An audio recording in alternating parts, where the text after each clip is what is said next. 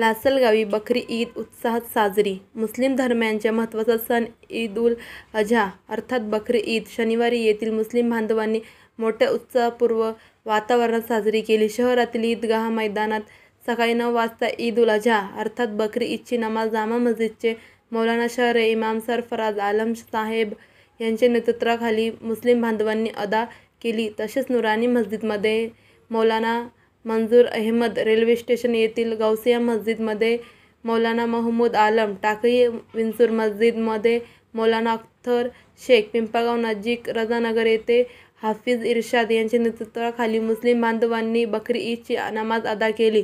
ईद निमित्त शहरातील मुस्लिम बांधवांनी परिधान केलेल्या रंगीबेरंगी विविध नक्षीकाम केलेल्या जाळीदार टोप्या, नवनवीन कपडे व अत्तरांचा सुगंधित सुवासाने परिसर दळून गेले होता.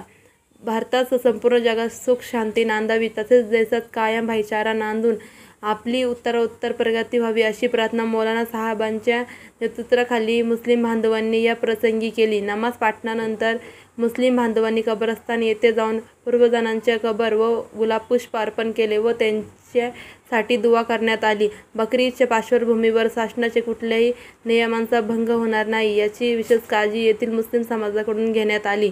या प्रसंगी सहाय्यक पोलीस निरीक्षक भास्कर शिंदे यांनी सर इमाम सरफराज आलम साहेब यांचा पुष्पहार व शाल देऊन सन्मान केला. या वेळी बाळासाहेब जगताप, धर्मेश जाधव, राजेंद्र कराड, संदीप उगले यांनी उपस्थित राहून सर्व मुस्लिम बांधवांना ईदच्या शुभेच्छा दिल्या. तसेच शहरात कायदा व सुव्यवस्था प्रश्न निर्माण होऊ याकरिता सहाय्यक पोलीस निरीक्षक भास्कर शिंदे यांच्या नेतृत्वाखाली पोलीस बंदोबस्त ठेवण्यात आला होता.